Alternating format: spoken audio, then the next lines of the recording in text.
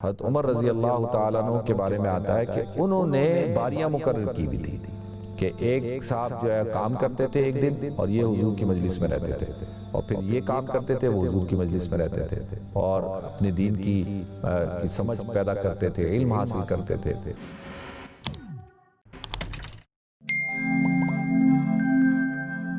الحمدللہ رب العالمین والعاقبۃ للمتقین والصلاة والسلام علی اشرف الانبیاء والمرسلین وعلی آلہ وصحبہ اجمعین، اما بعد فاعوذ باللہ السمیع العلیم من الشیطان الرجیم، بسم اللہ الرحمن الرحیم۔ هو الذی ارسل رسولہ بالہدی ودین الحق لیظہرہ علی الدین کلہ، صدق اللہ العظیم۔ اللہم صلی علی محمد وعلی آل محمد کما صلیت علی ابراہیم وعلی آل ابراہیم انک حمید مجید۔ اللہم بارک علی محمد وعلی آل محمد کما بارکت علی ابراہیم وعلی آل ابراہیم انک حمید مجید۔ رب اشرح لی صدری ویسر لی امری واحلل عقدۃ من لسانی یفقہوا قولی۔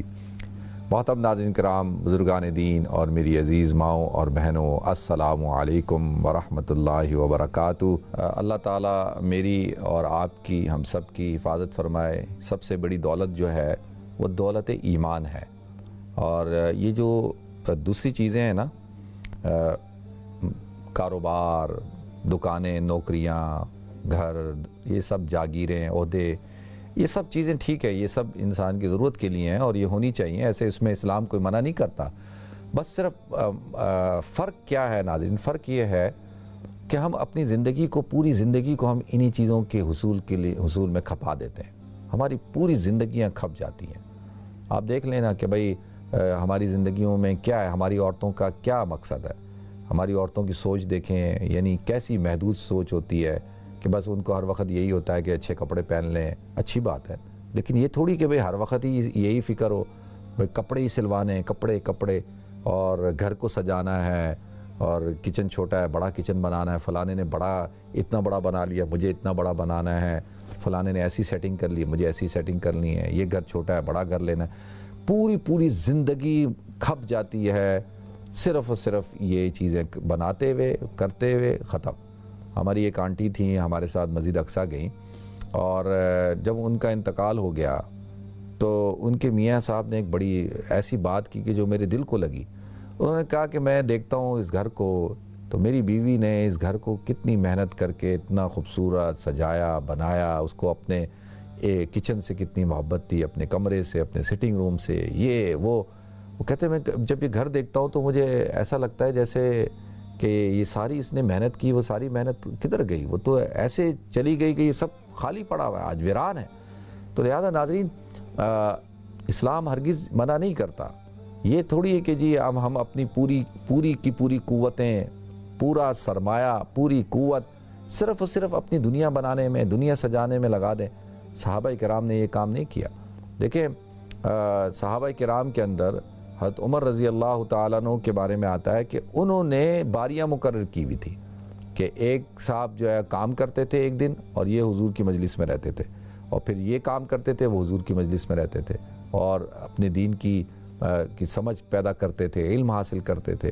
اسی طریقے سے جو ہے وہ اور صحابہ کرام جو اصحاب صفہ ہیں، دیکھیں اصحاب صفہ نے تو پورا وقت حضور کی خدمت کے لیے حضور کے پاس رہتے تھے اور 24 آورز اور علم دین حاصل کرتے تھے، اور حضور کی تربیت ان کو مل رہی تھی۔ تو بالکل آپ کاروبار بھی کریں، آپ جاب بھی کریں، آپ گھر بھی بنائیں، آپ سب کچھ کریں، لیکن یہ نہیں کہ یار پوری زندگی اسی کام میں لگا دیں۔ ایک آدمی ہو، مجھے ترس آتا ہے ایسے لوگوں سے پہ جو میرے دوست ہیں، ان کو میں اشارتاً کنایتاً کہتا ہوں، کبھی کبھی ڈائریکٹ بھی کہہ دیتا ہوں کہ جو 60 پلس ہیں اور 65 سال عمر ہو گئی ہے۔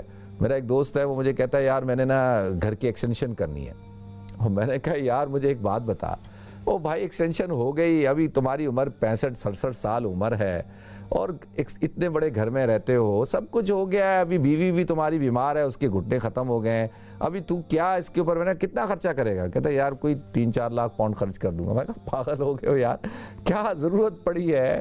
وہ ضرورت کیا ہے؟ مجھے ایک بات بتائے نا کہ ضرورت کیا ہے کہ آپ اتنا پیسہ ابھی ایکسٹینشن پہ لگا دو گے، اس گھر کو سجانے میں لگا دو گے، ابھی آپ کو پتہ نہیں ہے آپ نے کتنا رہنا ہے۔ بھائی 67 سال عمر کسی کی ہو، 60 سال 65 سال عمر ہو، اب وہ یہ باتیں کر رہا ہو، اس کی سوچ یہ ہو کہ جی گھروں کو ایکسٹینشن کرنا ہے، کاروباروں کو بڑھانا ہے، نئی دکان بنانی ہے، بڑی گاڑی خریدنی ہے اور یہ کرنا ہے. اب اس سے پتہ چلتا ہے نا کہ ہمارا مقصد کیا ہے، ہمارا مطمع نظر کیا ہے. دیکھیں نا، یہی تو یہ سوچ جو ہے نا ناظرین، یہ بڑی خطرناک سوچ ہے. بالکل آپ جو ہے کریں، لیکن ایسے تھوڑی کہ اپنی ساری قوت، ساری صلاحیت، ساری جو آپ کے پاس رقم ہے، سارا کچھ آپ نے کس کے اوپر لگا دیا؟ زمین پہ لگا دیا، اس گارے مٹی پہ لگا دیا. اپنی ذات کے اعتبار سے ہر آدمی، دیکھیں یہ کوئی عبدالوہاب کی ذمہ داری ہے، میری ذمہ داری ہے، زیادہ ہے، میں بالکل اس پہ کوئی دو رائے نہیں ہے، میری زیادہ ذمہ داری ہے. لیکن یہ بحیثیت مسلمان ہونے کے آپ سب کی ذمہ داری ہے. آپ سب گھروں کے اندر جو بیٹھ کے اس پروگرام کو دیکھ رہے ہیں، چاہے وہ مرد ہیں، عورتیں ہیں، جوان ہیں، بوڑھے ہیں، بچے ہیں، سب کی ذمہ داری ہے. سب کی ذمہ داری ہے کہ اپنا اپنا حصہ ڈالیں اس دین کی سربلندی کے لیے، اسلام کے لیے، اسلام کی خدمت کے لیے، اللہ کے دین کی سربلندی. حضور نے جو مشن دیا ہے نا، اس مشن کو آپ نے اپنانا ہے. کل میں اور آپ کیا اللہ کے رسول کو منہ دکھائیں گے؟ یہی دکھائیں گے کہ بھئی یہ کر کے آئے، کیا کر کے آئے. حضور کو ان چیزوں سے کوئی شغف نہیں ہے. اب آپ نے اور ہم نے حصہ ڈالنا، اپنے حصے کا چراغ جلانا ہے، دیا جلانا ہے. تو جبھی تو اسلام کا نور پوری دنیا کے اندر پھیلے گا، اسلام کی روشنی پوری دنیا میں پھیلے گی. تو آپ سب اپنے اپنے حصے کا دیا جلائیں اور دیکھیں انشاءاللہ اللہ تعالیٰ جو ہے دنیا کے اندر سے کفر کے اندھیروں کو ختم کر دے گا. اللہ مجھے بھی توفیق دے جی، آپ سب کو دے، ہم سب کو دے. اللہ تعالیٰ ہم سب سے راضی ہو جائے.